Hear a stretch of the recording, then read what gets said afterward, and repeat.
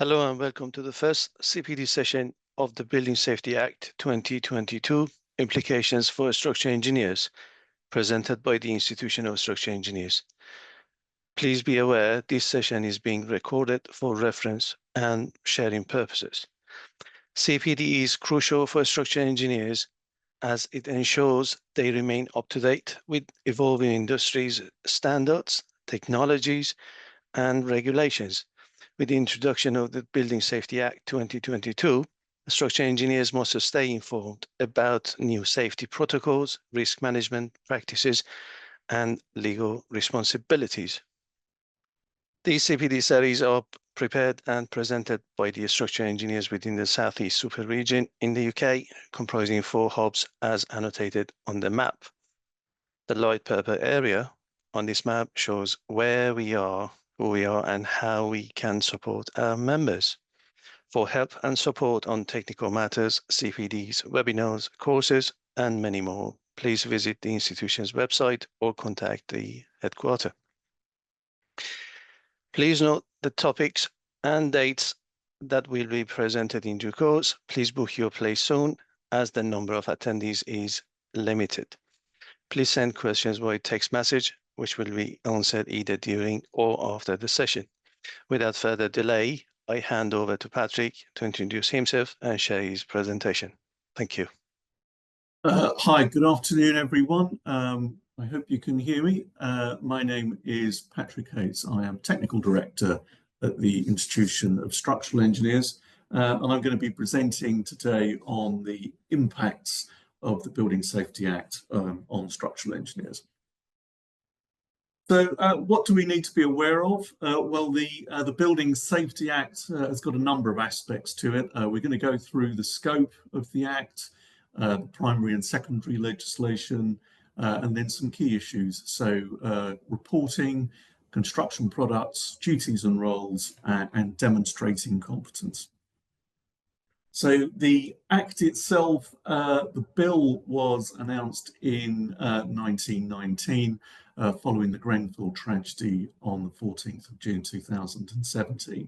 And the bill received royal assent on the 28th of April 2022, so it's 3 years old now, becoming the Building Safety Act.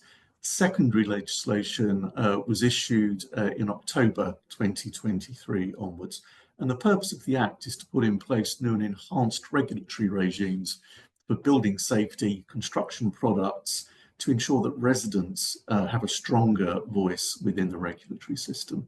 And the main aims are to create an enhanced safety framework for higher risk buildings, provide clearer accountability and stronger duties for those responsible for the safety of high-rise buildings, have clear competence requirements to maintain high standards in design and construction, to give residents a stronger voice in the system so that their concerns are heard, to strengthen enforcement and sanctions to deter non-compliance and promote a better culture within the industry, and to develop a new, stronger and clearer framework to provide oversight of construction products, and to develop a new system to oversee the whole built environment, and require developers of new homes to belong to the New Homes Ombudsman to drive up quality.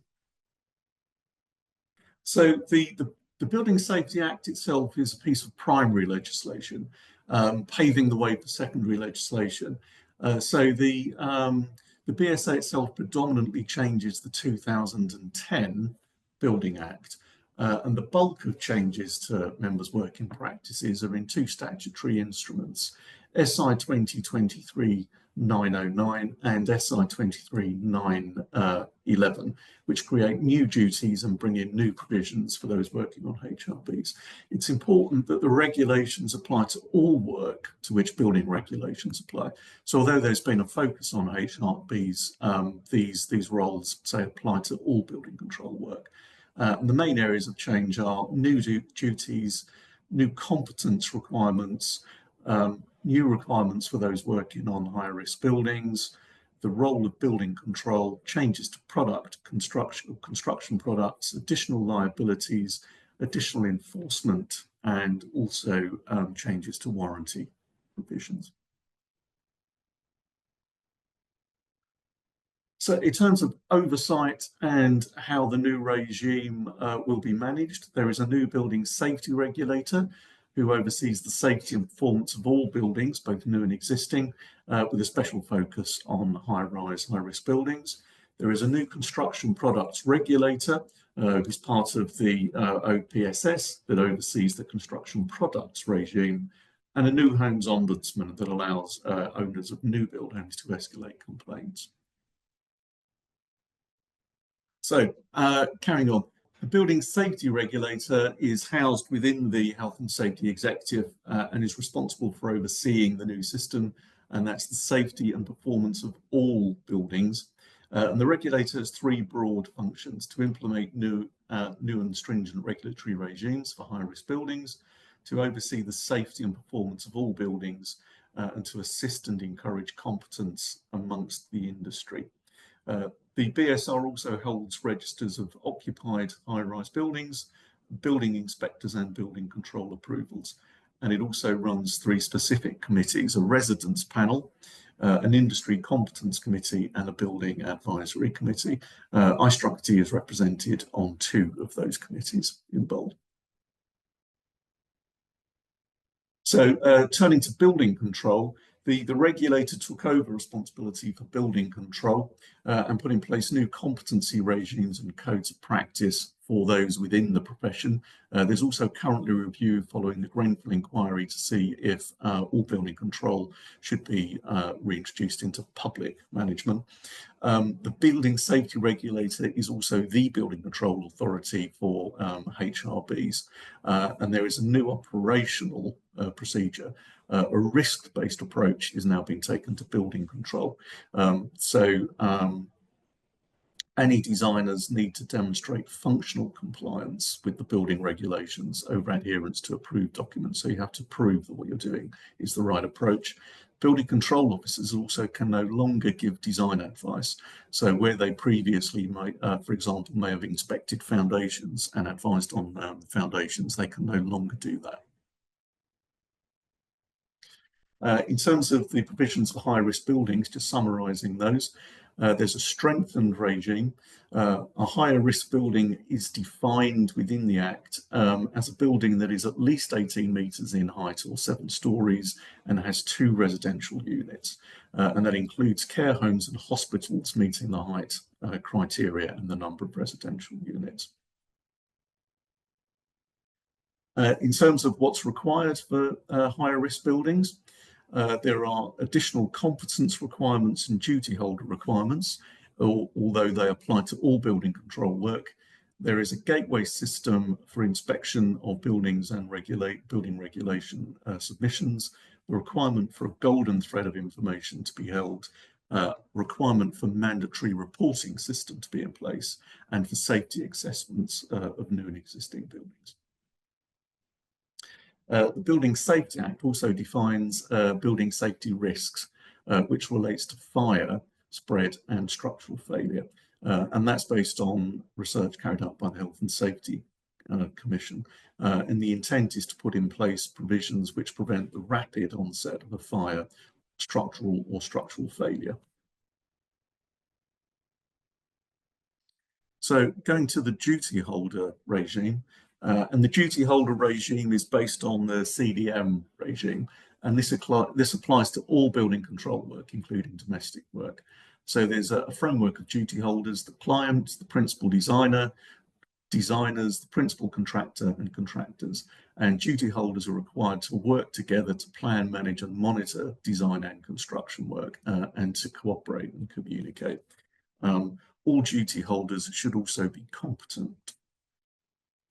So it's important to know what a client has to do, because one of the duties of a designer is to inform the client of their duties. So the client should have suitable arrangements in place to ensure the design and the building work can be completed in accordance with building regs, so effectively appointing the right people. Where there is more than one contractor on a project, the client will need to appoint a principal contractor and a principal designer. And the client needs to ensure that the principal designer and the principal contractor have the right skills and knowledge. So in terms of designers, a designer is anyone that carries out design work or instructs someone under their control to carry out design work. So that could be a contractor if they instruct, they design work. And there are certain duties on designers. So not to start design work unless they're satisfied that the client is aware of their duties. They also have to ensure that if built, the building work to which the design relates would be in compliance with all relevant requirements. So there is sort of an additional duty to make sure that designs are buildable. They should also take all reasonable steps to provide information about the design, construction and maintenance of the building. And when carrying out only part of the design, to consider other design work which relates to their building work and report any concerns to the principal designer. They should also advise the principal designer on whether they believe they're working on a higher risk building. So that would apply to an existing building predominantly. Also, really importantly, if a domestic client fails to appoint either a principal designer or a principal contractor, then the designer in control of that phase or the contractor in control of that phase will be the principal designer and principal contractor respectively. What does a principal designer have to do? The principal designer is appointed to be in control of all of the design work and will need to plan, manage and monitor the design work, ensuring if the design is built, it would comply with building regs. Ensure that they and other designers in the team cooperate and communicate and coordinate their work, to liaise with the principal contractor and share information, and where the client does not appoint a principal designer or contractor, say the lead designer will assume that role. So members need to be aware that on domestic projects where there is no architect or possibly on industrial project, they may therefore end up being the principal designer by default. So just as a check, multidisciplinary work where an architect is appointed, it will normally be the architect who is the lead designer. Work up to planning, no, because the Building Safety Act only applies to building regulation work.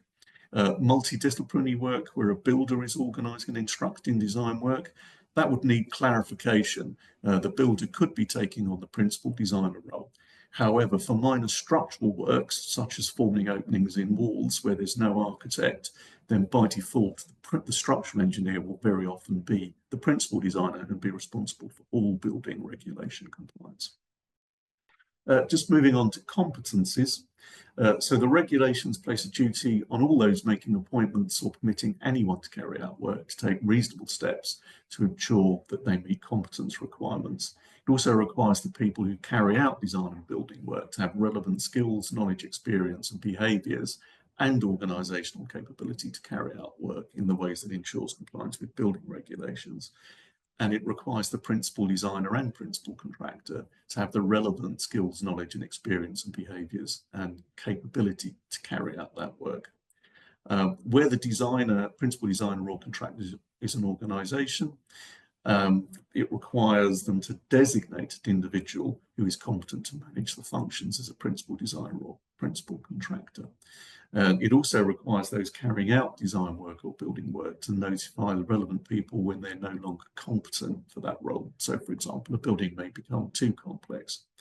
Also, for higher risk buildings, the legislation requires a signed declaration from the client at Gateway 2 that they've assessed and are content with the competence of the principal designer and principal contractor.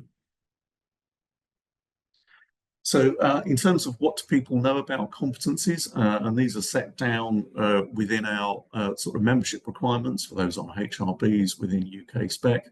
There are behavioural competencies, technical competencies, structural safety, so knowing about testing and performance versus prescriptive methods, knowledge of design risk management, awareness of how buildings work as systems, particularly with fire and safety systems, and an understanding of how secondary elements can impact safety.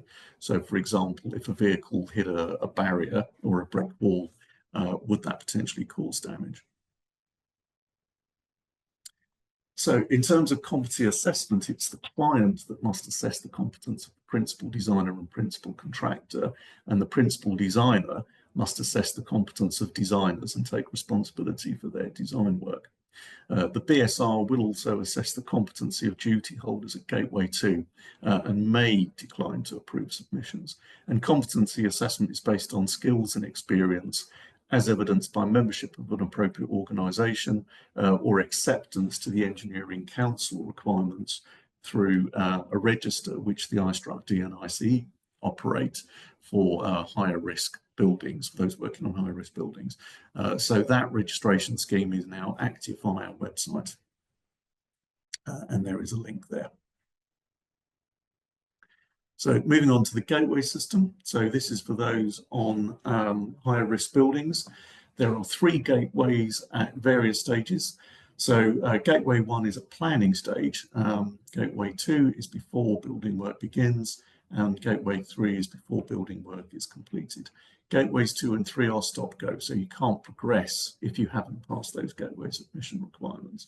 And the regulator will oversee all building control, all building work on high-risk buildings. So we have produced a guide to the gateways, which is published, and that covers a description of the system. It covers contractual liabilities. It has some sort of test cases or examples, how to cover changes, and how to cover things like input from designers. So under Gateway 1, which is planning applications, the Building Safety Regulator is a statutory consultee for planning applications. And they will be checking that the fire safety needs have been covered, so that the site layout can get things like fire access, that there's water supplies for fighting fires, access for fire engines, and also importantly the number of building cores. So the building can be turned down at planning if the BSR does not think that the fire needs are adequately taken care of. Gateway 2 is before building works begin.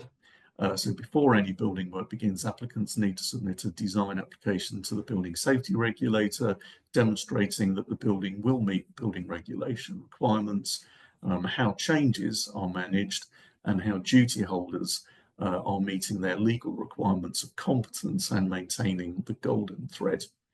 For developments that are built in stages, a staged application may be made. And a stage is really where you have multiple buildings within a development rather than packages. The regulator has a statutory period of 12 weeks for review at Gateways 2 and 8 weeks at Gateway 3. And major changes have a 6-week review period, but they may be extended by notice. And our understanding is that it's taken about 6 months at the moment to get through Gateway 2. So in terms of what our recommendations of Gateway 2 are, well, Gateway 2 is basically just a full building control application. So we recommend RIBA stage 4.5. That was discussed with the Building Safety Regulator. So that's full subcontractor design, reinforcement intent and steel connection design, but with reinforcement layout and fabrication drawings at Gateway 3. And the contents of that application should be a description of the existing building, description of the proposed work, any build-over requirements, a full building control plans submission, and that's plans in the broadest sense, so that's calculations and drawings, and also prescribed documents, so these are documents set down by legislation. So a competence declaration, a building regulations compliance statement, which is a design report, fire and emergency file, construction control plan, change control plan, staged work strategy, partial completion strategy, and mandatory reporting requirements. So there are also controls during construction. So during construction, the regulator will carry out site inspections, and they will report certain occurrences. Also, changes need to be managed very, very carefully, and all information needs to be stored in the golden thread. So major changes will require a new application before work can proceed. Other changes must be notified to the Building Safety Regulator. So just going through those changes, for a major change, say full approval is required, and for a notifiable change, they just need to be recorded, but they all need to be recorded in a control log. On completion, there is a Stageway 3 or Gateway 3 application. So that needs as-built drawings, final inspections, and they need to be approved prior to occupation, before which a completion certificate will be issued, and information needs to be passed on to the building manager. The information that needs to be passed on at completion is set out within the legislation.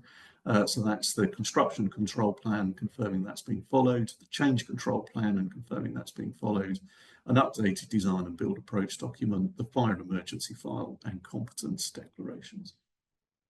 So you will get asked for those at the end of the project for HRBs.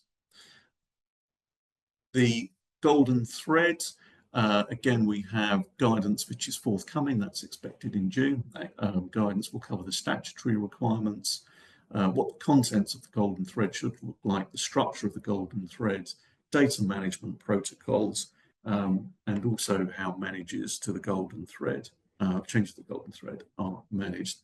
The statutory requirements for the golden thread are laid out in SI 2023-9007, and the regulations require information about higher risk buildings to be kept by the accountable person.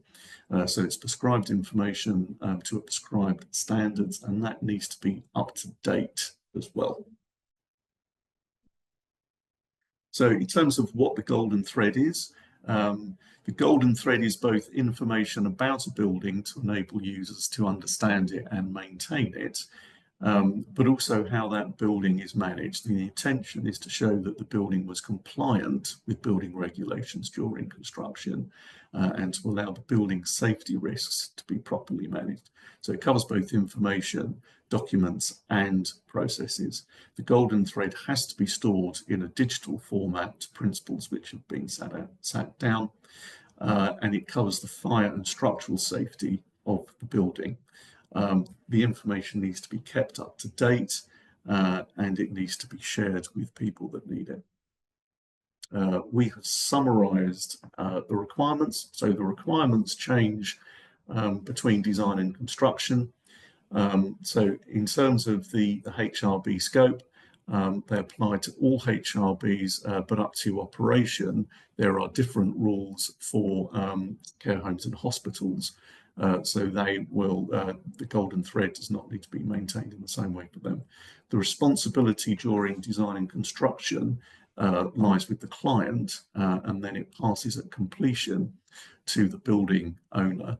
But at design stage, the golden thread is managed by the principal designer, and at construction stage by the principal contractor. During design and construction, the purpose of the golden thread is to demonstrate compliance with building regulations, and after handover, the purpose is to enable the building to be managed safely. The contents we've just gone through. So the golden thread can be seen by duty holders, the regulator, and statutory consultees all the way through. And once the building is operation, residents of the building can request to see information within the golden thread. So moving on to safety cases and reports. All higher risk buildings, so that's buildings at least 18 meters height or 7 stories, now have to maintain a safety case and maintain a safety case report to the building regulator.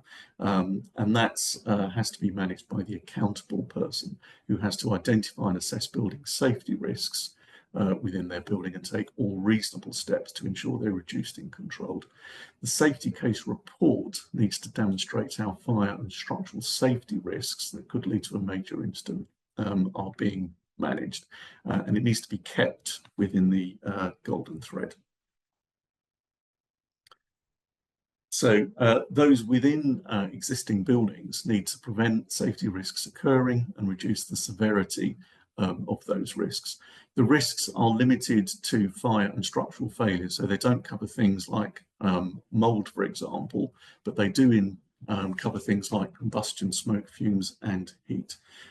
Anyone responsible for a higher risk building needs to register their building with the safety regulator, perform the risk assessment, introduce measures to manage their safety risks, and prepare a report.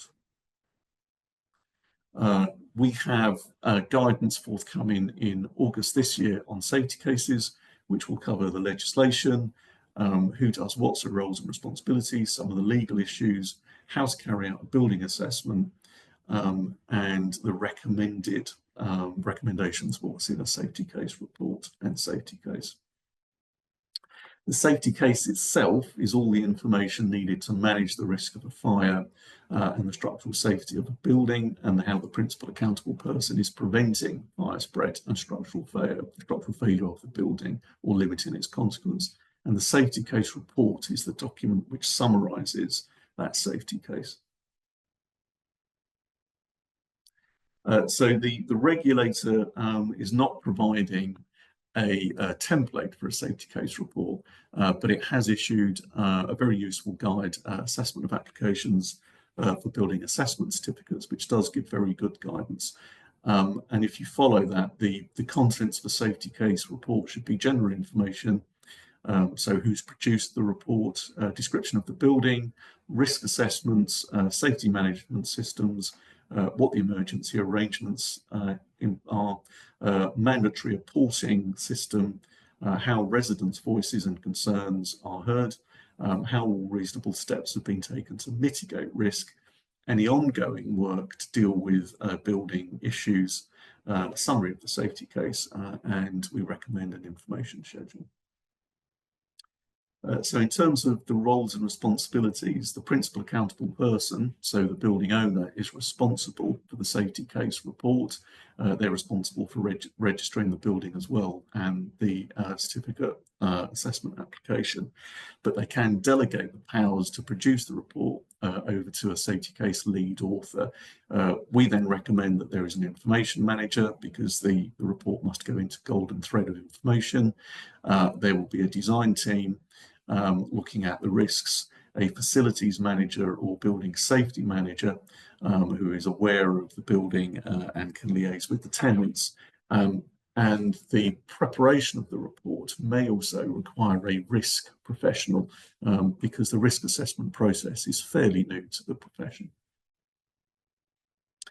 So in terms of what a structural engineer would do an input, they would provide the structural information, carry out the risk assessment on structural risks in conjunction with other disciplines, describe the measures to protect key structural elements, including fire protection, vehicle barriers, things like that. Record the maintenance and inspection requirements, so for example, fire protection, input into the safety case report, report any significant issues via the mandatory reporting system, and ideally any minor issues through the voluntary reporting system. So in terms of building assessments, so this is existing building, all existing high-rise residential buildings need to be assessed over a 5-year period. There are approximately 12,500 buildings, and the regulator has started calling in buildings. They did that within 6 months of being appointed, and they will call in new buildings. And they will call in buildings over 5 years based on their height and risk. So the higher buildings are being called in at the moment, and also those buildings that may have known legacy issues like LPS buildings.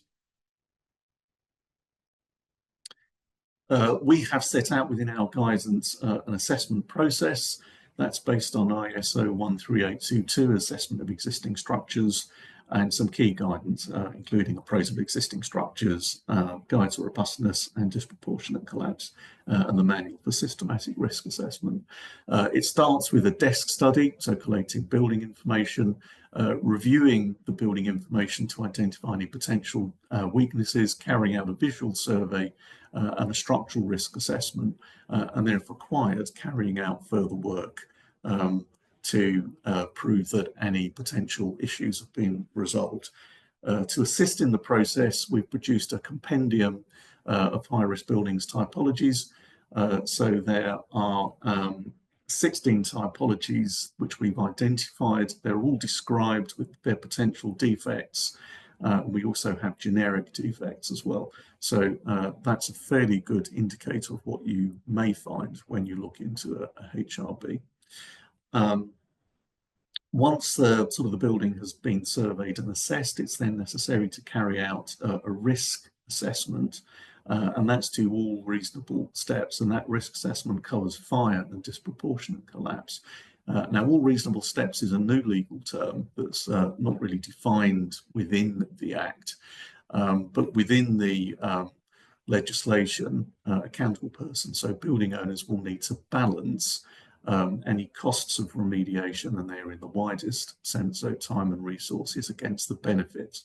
And the Health and Safety Executive have advised to think about a series of sort of tests. So what would be expected in terms of maintaining a building or building safety? What assurances are there that those measures are effective? Are there any legacy issues? So, for example, is the building an LPS building? And if so, are those legacy issues being dealt with? Is the building up to date with current standards? Under the non-worsening principle, there isn't a requirement to bring buildings up to standards, but there is a requirement to understand the difference between the standards that the building would have been designed and constructed to and current standards, and to address any safety issues. Are there any obvious measures that can be taken, and are there any additional measures that can be taken? And they need to be recorded within the report with a justification. It's also a requirement for accountable persons to maintain a mandatory occurrence reporting system. And that mandatory occurrence reporting system is required from Gateway 2 onwards, and it records safety occurrences. So anything which could lead to a significant risk to people in or about the building. So it's a requirement from Safeway 2 onwards, if you see anything in design or construction or in operation of the building, pardon me, to record that and pass that on to the AP and in turn the building safety regulator. Under legislation, the regulator also has to appoint a voluntary reporting service. Up until this year, Cross were running that. That's currently out to tender. That system records safety information to build up data and allow and promote safe culture. So we would promote everyone to sign up to Cross. It is also a requirement for those working on HRBs to actually be aware of things like voluntary reporting systems. Moving on to construction products. There is a new regulatory framework for construction products. So under the Act, there is a requirement for construction products to be safe before they're placed on the market, and there will be a list of safety critical construction products. Following the publication of the Grenfell inquiry, the government has issued a green paper which sets out its reform to the Construction Products Act. But under that, manufacturers will be required to complete a declaration of performance for all safety critical products on the market.